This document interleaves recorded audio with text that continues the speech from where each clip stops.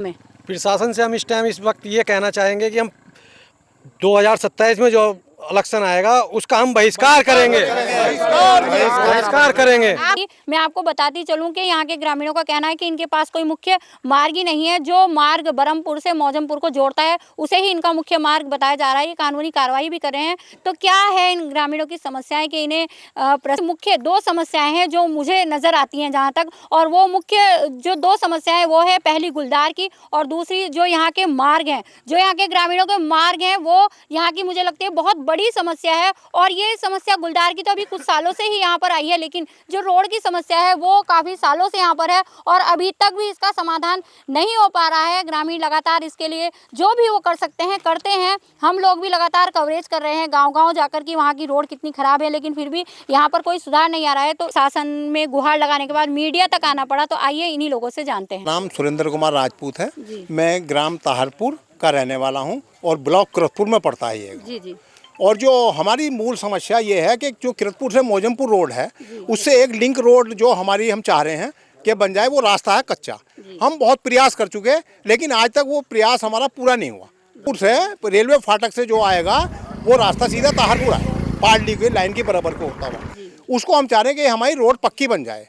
प्रशासन से भी हम कई बार कह चुके हैं और जो हमारा चुनाव होता है जब ये विधायक MLA MP जो आते हैं ये क्या कहते हैं, हाँ साहब ठीक है प्रयास करेंगे बनवाएंगे, और होता हमारा कुछ नहीं है इसमें। तो हम ये चाह रहे हैं प्रशासन से कि हमारा जो ये रास्ता गांव तक बूढ़पुर से गांव तक जोड़ दिया जाए। बूढ़पुर से लेके आपके गांव ताहरपुर तक जोड़ दिया जाए। और अगर ये नहीं होता तो अब जो 2027 का जो चुनाव आ रहा है उसमें हम उसका बहिष्कार करेंगे। मैं राजारामपुर प्रताप और ताहरपुर किरतपुर ब्लॉक का रहने वाला हूँ। इस सड़क के लिए मैंने एप्लीकेशन 18 दिसंबर 2023 को जनता दरबार लखनऊ लगाई थी। योगी जी मिले नहीं तो उनके सचिव साहब से उन्हें एप्लीकेशन दी। मैंने बताया कि साहब मेरा ये निजी काम नहीं है, मैं एक समाज सेवा के लिए ये एप्लीकेशन दे रहा हूँ और ये सड़क की समस्या है। उन्होंने एप्लीकेशन मेरी लिख कर रख ली और मुझे कोई आश्वासन नहीं दिया। आपको कोई आश्वासन नहीं मिला वहाँ से? अच्छा, आपके हाथ में तो ये काफी सारे कागजों का गड्ढा है। कितनी एप्लीकेशन दे चुके हैं आप? मैंने एक एप्लीकेशन जनता दरबार दी और 9 एप्लीकेशन मैंने ऑनलाइन करी। ऑनलाइन करी PWD में। PWD को। तो क्या जवाब आया वहाँ से?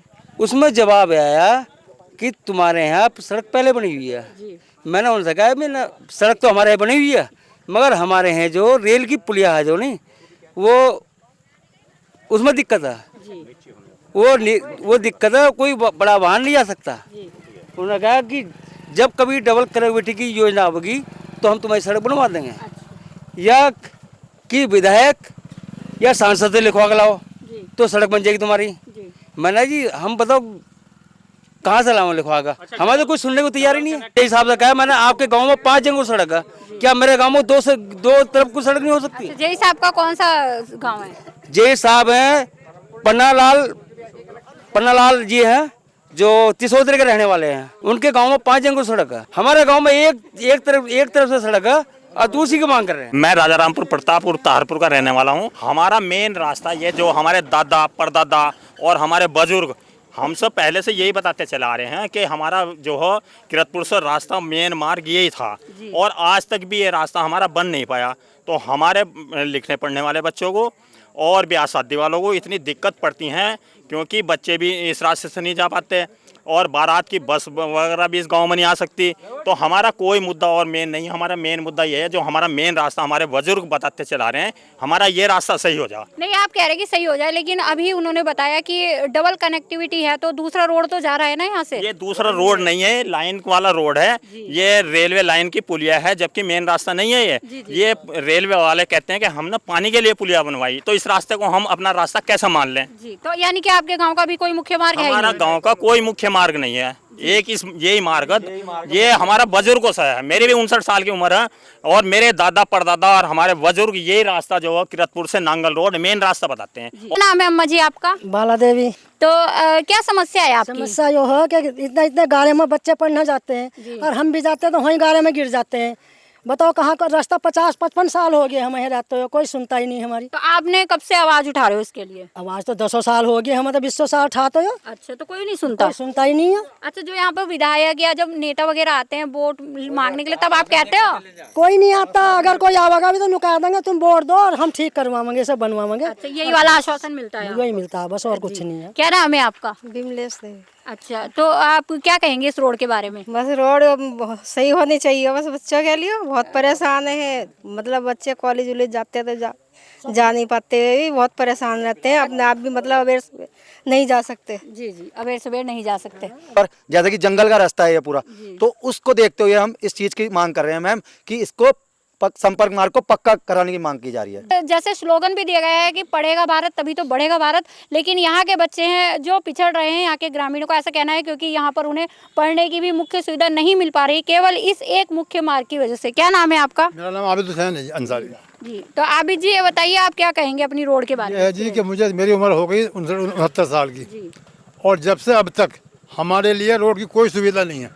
ये है कि हमारा जो रास्ता हो जाए तो हमारा जो है ना, बच्चे हमारे जो स्कूल जाए हैं, अच्छा हम बुढ़े होगा करते करते जो है ना, सब जो भी आवे हैं सबसे गए हुए, बस सुन लो हमारी बात, जो है ना कोई नहीं सुनता। कोई नहीं सुनता। तो आपकी उम्र इतनी हो गई है तो बहुत पहले से आवाज उठ रही है? शुरू से ऐसे ही मामला जी, अब तक नहीं सुना किसी। जी, तो यानी कि आपके गांव का भी कोई मुख्य मार्ग है? हमारा गांव का कोई मुख्य मार्ग नहीं है। मैं आपको बताती चलूं कि ये जो रोड है तो ये पिछले 20 गांवों को हमें ऐसा बताया गया कि 20 गांव जुड़ते हैं यहाँ से, क्योंकि अब जो शुगर मिल है वो बरकातपुर में बनी हुई है, और जो इधर के ग्रामीण क्षेत्र हैं जैसे बूढ़पुर और भोजपुर, खेड़ी, ये सब गाँव जो है गाँव वाले सीकरी, तो इसी रोड से वो लोग अपना गन्ना जो है वो मिल पर ले जाते हैं, जिसमें उन्हें काफ़ी, तो जो यहाँ के मुख्य मार्केट हैं जैसे भोजपुर, किरतपुर, उनसे इनकी जो संपर्क है, कनेक्टिविटी है, एकदम से बढ़ जाएगी। तो ग्रामीणों की यही मांग है, और मैं ये भी कहना चाहूँगी इस वीडियो के माध्यम से, जो लोग भी आज हमारी इस वीडियो को देख रहे हो, ज़्यादा से ज़्यादा शेयर कीजिएगा और इन ग्रामीणों का सपोर्ट कीजिएगा, क्योंकि ये केवल इन्हीं ग्रामीणों की समस्या नहीं है, बल्कि यहाँ के आसपास के कई गाँवों की समस्या है,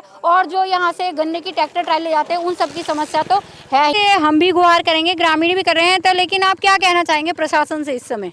प्रशासन से हम इस टाइम इस वक्त ये कहना चाहेंगे कि हम 2027 में जो इलेक्शन आएगा उसका हम बहिष्कार करेंगे, बहिष्कार करेंगे। आप लोग बहिष्कार के लिए कह रहे हो, क्या आपको लगता है कि बहिष्कार इसका हल होगा? हो सका और कोई हमारे सामने चारा ही नहीं है जी, यही हमारा हथियार है एक, प्रशासन को जगाने के लिए। जो हमारे साथ खड़ा है हम उसके साथ खड़े हैं, जो हमारा नहीं है हम उसके नहीं हैं, वो कोई भी पार्टी हो, कुछ अच्छा, भी हो। पिछली बार जब चुनाव हुए तो क्या ये मुद्दा उठाया गया था उस समय? मुद्दा तो ये बहुत पहले से चल रहा है, बहुत पुराना मुद्दा है ये। सब जो भी आता है आश्वासन अब एक हो रहा तो अब उठाएंगे मुद्दा। अच्छा, पहले एक नहीं हो पाते गाँव थे। एक नहीं हो रहा था। जी जी जी, तो एकता में ही बल है, जैसे हमें बताया बाबा जी ने कि एकता में बल है, और जो आम आदमी है जब वो चारों तरफ से त्रस्त हो जाता है तो उसके पास कुछ भी कहने के लिए नहीं बचता, और जो इसका जो आम आदमी का कहा भी जाता है मुख्य हथियार है वो है उसका मत, और कहा भी जाता है मताधिकार का प्रयोग कीजिए। तो लास्ट में जब आदमी हारने लगता है तो वो कहता है कि हम चुनाव का बहिष्कार करेंगे, लेकिन मुझे उम्मीद है कि इन लोगों को चुनाव का बहिष्कार नहीं करना पड़ेगा और जल्द ही इस रोड पर काम शुरू हो जाएगा।